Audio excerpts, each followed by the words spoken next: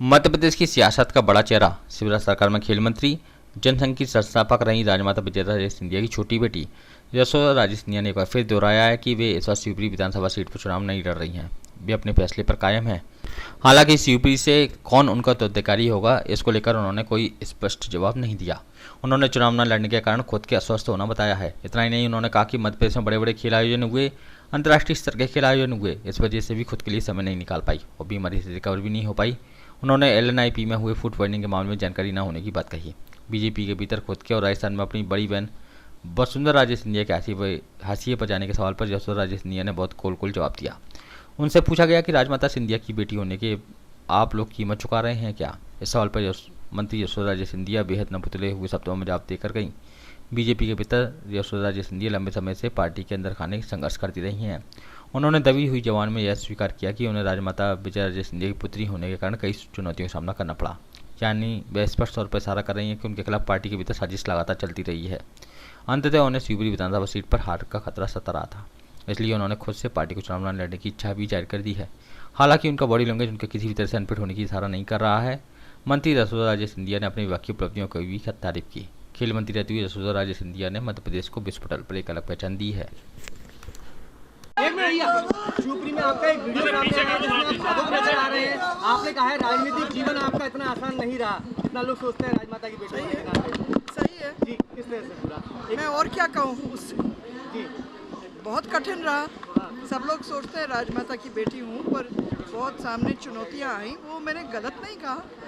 आप मुझे दोहरा रहे क्यों? क्योंकि आपने ये दोहराना नहीं चुनाव नहीं लड़ने की बात उससे कोई मतलब नहीं। अभी तो मेरी तबीयत ठीक नहीं है, मुझे समय ही नहीं मिला रिकवरी के लिए।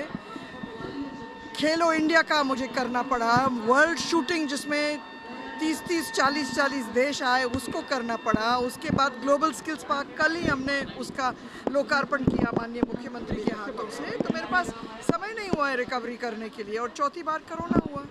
अभी जिस तरह से आपसे उत्तराधिकारी पूछा गया है कि कोई उत्तराधिकारी बताइए शिवपुरी नहीं, मेरे पास कोई उत्तराधिकारी नहीं है। एलएनआईपी में बड़ा फूड पॉइजनिंग का मामला सामने आया है स्पोर्ट्स खिलाड़ियों को लेकर। मैं उसका मेरे संज्ञान में नहीं आया है। मैं अभी ट्रेन में थी, पता लगाऊंगी। मध्य प्रदेश में जिस तरह से यूथ गेम्स शुरू हुए हैं एक बार फिर से बहुत ही अच्छे रहे। ग्वालियर के अच्छे परिणाम आए, शिवपुरी के अच्छे परिणाम आए। अब इसके ऊपर हम डेटा एनालाइज करेंगे, देखेंगे कि कहाँ से कौन से किस विधा में मेडल्स आए हैं, ताकि हम फीडर सेंटर शुरू करें वहाँ और अपने बच्चों को वहाँ से निकाल के आगे एकेडमीज़ में लाएं। ये बहुत अच्छी एक पहल हुई है और माननीय मुख्यमंत्री के नेतृत्व में। मध्य प्रदेश में प्रियंका गांधी जी आज आई हैं। उन्होंने साफ तौर पर कहा है कि आदिवासियों के खिलाफ जो है भारतीय जनता पार्टी सदैव रही है। देखो, सबका अपना अपना कहना है। किसी और आदिवासी के पास जाओगे आप तो वो माननीय मुख्यमंत्री जी का, भारतीय जनता पार्टी का बहुत ही प्रशंसा करेगा। तो इट डिपेंड्स कि तुम किसके पास गए और कौन से माहौल में गए। प्रियंका गांधी जी से चुनाव का वक्त है। मैं एक आखिरी सवाल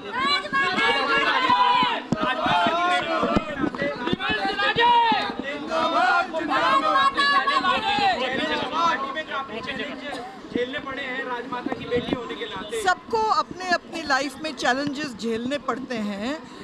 आप लोग उसको आउट ऑफ कॉन्टेक्स्ट मत लो। मैं जहाँ मैं थी, मैं बच्चों को बता रही थी कि लाइफ में हमेशा चैलेंजेस रहते हैं और कभी डरना नहीं। चैलेंजेस को आप बिल्कुल मीट करो, और आप उसको निकाल रहे हो आउट ऑफ कॉन्टेक्स्ट और पता नहीं कहाँ ले जा रहे हो। अब तो बात कर रहे थे बच्चों से। नहीं, देखिए, आप फिर से आउट ऑफ कॉन्टेक्स्ट ले रहे हो। मैं बच्चों से बात कर रही थी, उसका तो कोई महत्व है नहीं यहाँ।